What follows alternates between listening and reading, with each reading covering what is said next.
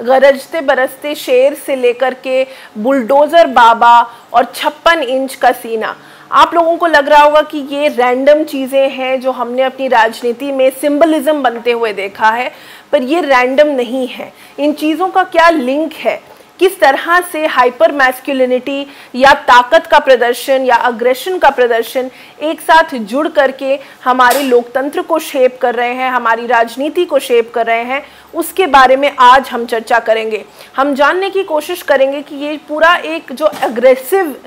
Imagery रहती है या एक ताकत के प्रदर्शन की जो इमेजरी रहती है उसे किस तरह से समझना चाहिए। बहुत सारे एक्सपर्ट्स ये बताने की कोशिश कर रहे हैं कि तानाशाह सरकारें और अथॉरिटेरियन गवर्नमेंट्स और मर्द किस तरह से इस पूरे प्रोजेक्टेड इमेजरी का इस्तेमाल करके लोकतंत्र को कमज़ोर करने की कोशिश करते हैं। तो आज हम इन्हीं थीम्स पर बात करेंगे, इन्हीं सब्जेक्ट्स पर बात करेंगे और मेरे साथ जुड़ रही हैं कविता कृष्णन। कविता कृष्णन एक्टिविस्ट हैं, CPI-ML की लीडर हैं और उसके साथ साथ उनकी रिसर्च पितृसत्ता, अग्रेशन और लोकतंत्र पर सभी के सामने है। उन्होंने एक किताब को भी ऑथर किया है जिसका नाम है फियरलेस फ्रीडम, जो कि महिलाओं के बारे में, राजनीति और पितृसत्ता के बारे में बात करती है। तो आज वो हमारे साथ जुड़ रही हैं। कविता, आपका बहुत बहुत शुक्रिया कि आप हमारे साथ शामिल हुई इस डिस्कशन में। तो कविता, सबसे पहला सवाल मेरा आपसे यही है कि जब हम इस पूरे मैस्कुलिनिटी के नैरेटिव को देखते हैं या अग्रेशन को समझने की कोशिश करते हैं और हमारा जो राजनीतिक एनवायरनमेंट है उसका कितना बड़ा एक हिस्सा रहा है ये पूरा मैस्कुलिन नोशन और कितना बड़ा हिस्सा रहा है ये अग्रेशन, और ख़ास तौर से जो हम अपनी कैंपेन्स में देख रहे हैं लगातार जिस तरह के एक नैरेटिव बनाया जा रहा है स्ट्रॉन्ग लीडरशिप के बारे में, तो उसको किस तरह से समझना चाहिए? मुझे लगता है कि पहले तो ये कि क्योंकि आपकी ऑडियंस को ये भी समझना चाहिए कि हम क्यों मैस्कुलिनिटी का कोई क्रिटिसिज्म कर रहे हैं। मैस्कुलिनिटी का मतलब पुरुषों का क्रिटिसिज्म नहीं है कि पुरुष होना खराब है, ऐसा कुछ भी नहीं है। सवाल ये है कि पुरुष होना या महिला होना या किसी भी जेंडर का, किसी भी अन्य जेंडर का होना, इसको लेकर के जो सामाजिक आइडियाज या वैल्यूज जोड़े जाते हैं वो ना तो इनका कोई बेसिस है, ना तो ये साइंटिफिक रूप से सही है, और उनका सामाजिक काफी एक गलत असर होता है, क्योंकि वो समाज में जिस तरह से एक महिला विरोधी, LGBT विरोधी, ट्रांस विरोधी समाज है, वो उसी समाज को बनाए रखने के लिए इस तरह के वैल्यूज दिए जाते हैं। जैसे सिंपल बात है कहना कि पुरुष होने का मतलब है वायलेंट होना, पुरुष होने का मतलब है असर्टिव होने का मतलब है कि आप दूसरों पे ज्यादा, मतलब एक तरह से दबंगई को पुरुषों से जोड़ना और दबने को महिलाओं से जोड़ना, है ना। ये जो चीजें हैं इसका ये है। तो ये जब राजनीति में दिखता है तो राजनीति में हम बिल्कुल नहीं कह रहे हैं, कौन कहेगा कि भाई हमको वीक लीडर चाहिए, वीक लीडरशिप की बात नहीं है, लेकिन सवाल है कि जो नेता सबकी सुनेगा या सुनेंगी, लोकतांत्रिक तरीके से चलेंगे, यानी जो उनकी बात है वो अगर नहीं मानी जा रही है, उसका कोई आलोचना उसकी हो रही है, तो उस आलोचना को थोड़ा समझेंगे और कहेंगे कि हाँ शायद मुझसे भी गलती हो सकती है, तो मेरी बात अगर अभी आप नहीं मान रहे हैं तो मैं अभी आपकी बात मानता हूँ, ये सोचना। तो एक तरह से अगर हम देखें तो ये एक डेमोक्रेटिक तरीका है चलने का। तो एक एग्जाम्पल मैं आपको दे रही हूँ कि चाहे आप नेहरू की बात ले लीजिए, जो इंडिया के पहले प्रधानमंत्री थे। नेहरू के बहुत सारे डिसीजंस हैं जिसके मैं भी आलोचक हो सकती हूँ, लेकिन मुझे लगता है कि हाँ उनकी जो छवि थी वो छवि एक तरह से एक लोकतांत्रिक छवि थी, लोगों से मिलजुल के काम करने वाली छवि थी, बशर्ते उन्होंने एक तरह से जैसे वामपंथी सरकार के साथ में बहुत अच्छा नहीं किया केरला में, लेकिन मैंने उसको खत्म किया। लेकिन अदरवाइज देखिए तो एक जनरली एक बहुत सारे विचारों को साथ में लेके चल पाना ये एक खूबी मानी गई उस समय। इस समय हम लोगों से कहा जा रहा है कि ये खूबी नहीं है, खूबी है कि आप किसी से आप सीक्रेटिव तरीके से चलेंगे, आपके साथ सिर्फ एक या दो लोग आपके अपने होंगे और बाकी सब पर आप शक करेंगे, बाकी सब पर आप पेगासस लगाएंगे, अपनी पार्टी में अपनी सरकार में आप लगाएंगे और आप उन सब पे निगरानी रखेंगे और सबको कंट्रोल करके चलेंगे, और आपकी कल क्या नीति आने वाली है वो कोई नहीं जान पाएगा। अचानक रात के 12 बजे, अचानक रात के 8 बजे आप अनाउंस करिएगा, और बस उसका असर जो है वो लोगों पर अचानक छा जाएगा, चाहे वो कितना भी खराब असर क्यों ना हो। माने उसके उससे आपको कोई लेना देना नहीं होगा। आप किसी आलोचना को, आपकी आलोचना कोई करेगा, आप तुरंत कहेंगे कि आप तो देश की आलोचना कर रहे हैं और आप देश विरोधी हैं। ये जो तरीका है चलने का, इसको एक अच्छा नेता होना, स्ट्रॉन्ग लीडर होना, और इसको एक तरह से माने स्ट्रॉन्ग पुरुष होने से जोड़ करके जो एक प्रचार चलता है, 56 इंच छाती वगैरह वगैरह, वो बहुत कहिए तो बहुत ही सामाजिक रूप से भी डैमेजिंग है और हमारे लोकतंत्र के लिए भी काफी हानि पहुंचाता है। जी, इसी से जुड़ा हुआ मेरा सवाल है, जब हम देखते हैं अभी अशोक चक्र पूरा रिलीज किया गया जो नई पार्लियामेंट बिल्डिंग है उस पर, और लोगों ने उसका कटाक्ष करते हुए, उसकी इमेजरी का कटाक्ष करते हुए, छवि का कटाक्ष करते हुए कहा कि किस तरह से वो अग्रेसिव है। तो जब हम देख रहे हैं पिछले साल से, अगर इलेक्शन कैंपेन की भी बात की जाए, तो जब हम बुलडोज़र बाबा जैसी बातें सुनते हैं, या जैसा कि आपने कहा 56 इंच का सीना, तो एक क्या आप मानती हैं कि किस तरह से इसको समझना चाहिए, इस इमेजरी को और इस मैसेजिंग को? तो उसको आप किस तरह से समझाएंगी अगर हम स्टेट को और अपनी राजनीति को देख करके ये इमेजरी समझें, इसका रिप्रेजेंटेशन क्या है वो समझें? अशोक चक्र देखिए, वो एक तरह से हम लोग आज का जो आधुनिक भारत है, इतिहास में जो मगध रीजन था, उसमें जो अशोक का सम्राट थे, तो अशोक चक्र एक तरह से एक खास बहुत ही इंपॉर्टेंट हिस्टोरिकल मोमेंट का एक प्रतीक है। जिस समय तो वो बौद्धवाद से जुड़ा, अशोक का जो साम्राज्यवादी जो एक्सपेंशन था, जो युद्ध वो करते थे, उस युद्ध को रोकने के मोमेंट से जुड़ा। और एक तरह से ये जो स्तंभ लगाए गए, वो राजा सीधा प्रजा से बात कर रहे हैं और प्रजा की सुन रहे हैं, इसके लिए ये स्तंभ लगाए जाते थे जगह जगह पे, जहाँ पे जो बातें लिखी जाती थी वगैरह, ये सारी चीजें उसमें, ताकि लोगों की भाषा में, जनता की भाषा में, वो सिर्फ ऐसी किसी भाषा में नहीं जो कि बहुत कम लोग समझते हो, ऐसा नहीं, बल्कि साधारण बोलचाल की भाषा में चीजें कही जाए, ये मोमेंट को मार्क करता है। और इसे चुनने वाले जो है राष्ट्रीय चिन्ह के रूप में चुनने में ये जो मास्टर स्ट्रोक किया जिन्होंने, वो बदरुद्दीन तैयब जी और उनकी पत्नी जो है, उनके बारे में लिखा भी गया है काफी। हम लोग जानते हैं कि उनका योगदान था इसको चुनने में, क्योंकि वो बहुत एक तरह से फैन थे इस पीरियड के, और इसीलिए अशोक चक्र का भी जो फ्लैग में जोड़ा गया, और जो इसमें जो जोड़ा गया, अशोक चक्र को जोड़ा गया, तो ये बौद्धवाद से जुड़ा है। इसी से आपको समझ में आ रहा है कि इसमें एक तरह से ये शांति का चिन्ह माना गया, और एक तरह से जो अच्छे वैल्यूज हैं उसका, ये किसी को डराने वाला चिन्ह के रूप में माना नहीं जाता था। तो आज अगर आप इसको कर रहे हैं, मैं जो भी आर्टिस्ट ने बनाया है उनसे मेरा अगर मैं सवाल कर पाती तो मैं यही करती कि आप फिर अशोक चक्र को क्यों ले रहे हैं, आप कुछ और ले लीजिए।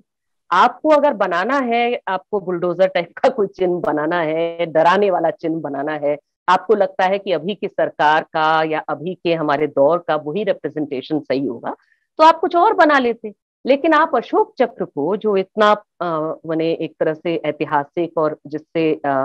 इतना माने पूरे भारत के लिए इतना प्यारा चिन्ह है, इसको लेकर के उसमें जो लायंस है, जिसका अर्थ ही कुछ और है, उसको आप ये मीनिंग दे रहे हैं जो खूंखार किस्म का या वो खा जाएंगे किस्म का।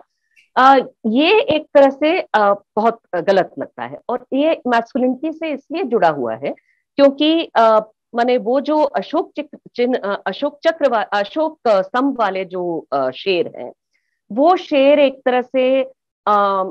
नागरिकों के को दिखा रहे हैं कि सच्चाई या शांति, ये जो वैल्यूज हैं, सत्य है, इनसे जुड़ा हुआ रहना कितना जरूरी है वगैरह, ठीक है। लेकिन जो अभी जो नया जो इमेज आ रहा है, वो एक तरह से बिल्कुल वैसा ही है जैसे आज की सरकार खुद को दिखाना चाहती है। उसमें बिंब है सरकार का, इसको मैं मानती हूँ, क्योंकि वो सबसे अलग, ऊपर और एक तरह से खूंखार तरीके से नागरिकों पे गरज रहा है। तो अगर आप मेरे खिलाफ बोलेंगे तो मैं आपको निगल जा सकता हूँ, मैं आपको चबा के थूक दे सकता हूँ। ये चीज दिखाने वाली चीज है। और इसको अच्छा कहा जा रहा है। तो इसके बारे में हम लोग को सोचना चाहिए कि क्या देश जो है, हमारे देश का जो स्ट्रेंथ है, हमारे देश का या किसी भी देश का जो स्ट्रेंथ है, उसकी जो ताकत है, वो ताकत अक्सर ना मतलब शेरों के गरजते हुए मतलब उनके दांतों को दिखाने से ताकत नहीं समझ आता है, बल्कि उल्टा समझेंगे लोग, अन्य दुनिया के लोग, कि आप किसी कमजोरी को छिपाने के लिए आपको इतना मतलब गरजना पड़ रहा है और दांत दिखाने पड़ रहे हैं। जो तो मैंने वो दिखाने के और खाने के और वाला जो कहते हैं ना, उसी के बारे में सोचना चाहिए कि शायद ये किसी कमजोरी को छिपाने के लिए आप एक इम्प्रेशन दे रहे हैं, विजर्ड ऑफ ओज वाली कहानी की तरह, जहां बहुत खूंखार खतरनाक कुछ दिखाया जा रहा है और वो सच्चाई है ही नहीं, और उसके पीछे देखिए तो एक छोटा सा डरा हुआ सा आदमी है जो पपेट शो चला रहा था तो उस कहानी में। बिल्कुल। और जो ये सिंबलिज्म है, हाइपर अग्रेशन का जो ये एक सिंबलिज्म है, चाहे वो बुलडोजर का पॉलिटिक्स हो या 56 इंच का सीना हो, तो उसको अगर हिस्टोरिकली हम समझना चाहें, इस कॉन्टेक्स्ट को देखना चाहें कि क्या अथॉरिटेरियन गवर्नमेंट्स और डिक्टेटर्स और इस तरह के लीडर्स जो कि अथॉरिटेरियन हैं, डू दे यूज दिस, और वो किस तरह से इसका इस्तेमाल करते हैं मिस मैस्कुलिनिटी का, और उसकी क्या ज़रूरत है और क्या इफेक्ट रहता है उसका डेमोक्रेसीज पर या समाज पर, अगर आप वो बता पाएं। बिल्कुल, मैं मानती हूँ कि ये तो बहुत ही मैंने आप इस चीज को जब कोई लोकतंत्र बदलने लगता है तानाशाही में, तो उस समय इस तरह के जो सिंबल्स का इस्तेमाल, वो एक लक्षण है एक तरह से, जो आपको एक वार्निंग साइन दे रहे हैं। तो ये आप रूस में देख सकते हैं पुतिन के राइज के साथ में, जिस तरह से पुतिन एक अपने आप को बहुत ही पुरुषवादी, एक तरह से मैस्कुलाइन और मैस्कुलिनिस्ट किस्म से अपने आप को प्रोजेक्ट करते हैं, और खुल करके वो कहेंगे कि वो विरोधी जो दुनिया के देश हैं,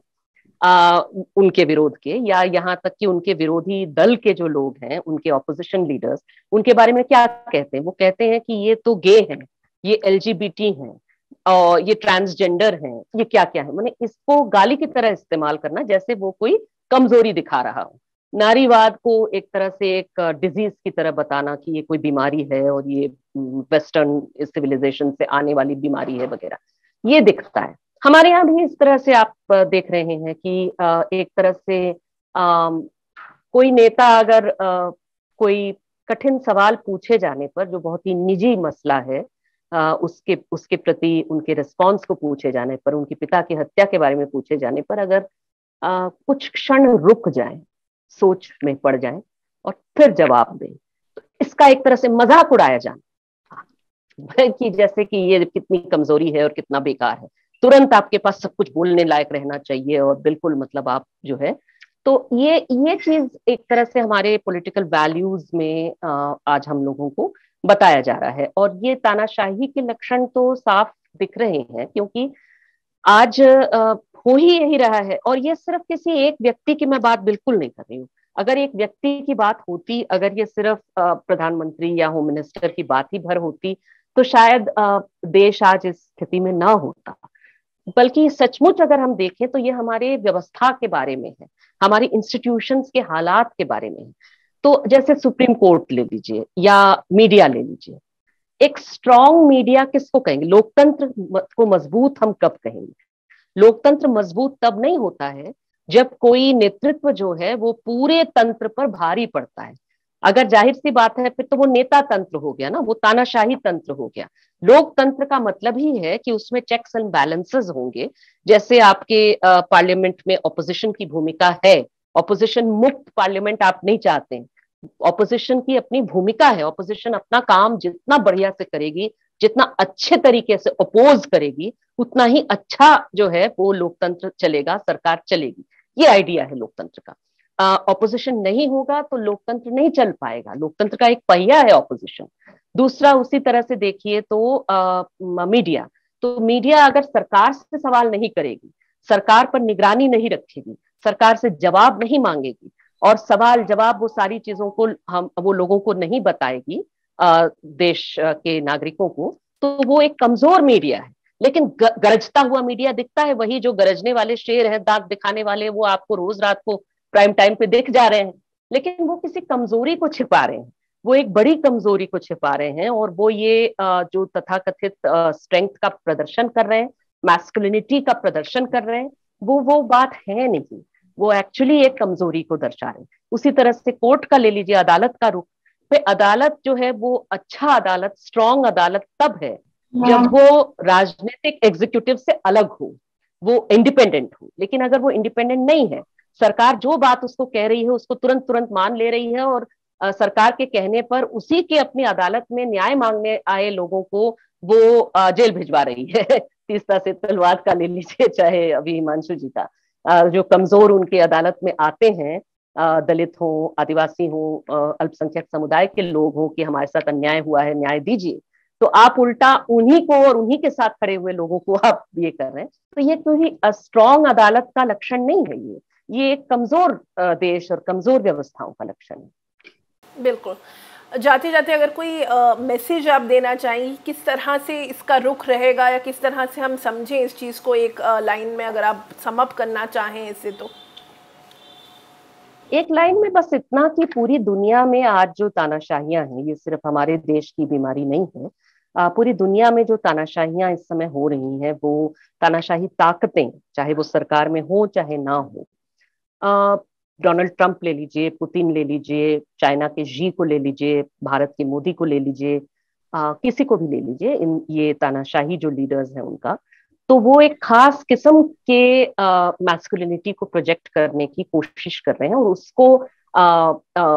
संपन्नता, उसको ताकत के साथ जोड़ने की कोशिश कर रहे हैं। लेकिन उनके हाथ में, ऐसे नेताओं के हाथ में जितनी ताकत है, उतनी कम ताकत जनता के हाथों में है। तो जनता के हाथों में ताकत का जो मॉडल है, उस मॉडल को समझना, संवारना, बनाए रखना, उसके लिए हर किसी का लोकतंत्र में पार्टिसिपेशन की जरूरत है। तो मेरा मैसेज सिर्फ यही है कि अगर आप नागरिक हैं देश के, आप पार्टिसिपेट कर रहे, आप हैं, इसको देख रहे हैं, तो पार्टिसिपेशन को सोशल मीडिया से बाहर भी कुछ ले जाइए, और अच्छी बने सही चीजों के लिए, मैंने बहस कैसे बिना गाली गलौज के और बिना किसी को उनके आइडेंटिटी के आधार पे खारिज करके या उनके खिलाफ हिंसक भाषा का इस्तेमाल किए हुए कैसे बहस करें, तथ्यों के आधार पर कैसे बहस करें, और सबसे बड़ी चीज कि नागरिकों का जो अधिकार है उसको हम कैसे एक साथ मिल करके बचाएं, और इस पर जो क्या कहते हैं, बूट है, सरकार का जो बूट है, वो नागरिकों को कुचलने का काम करेगा, और इसको कैसे, इसका विरोध करें, ये शायद आज सबसे जरूरी काम है हम सभी लोगों का पूरी दुनिया में। Thank you so much Kavita for speaking to us. The Wire के और वीडियोस देखने के लिए सब्सक्राइब करें और बेल आइकन पर क्लिक करें। स्वतंत्र पत्रकारिता की आर्थिक मदद करने के लिए डिस्क्रिप्शन में दिए गए लिंक पर जाएं और अपनी राशि चुनें।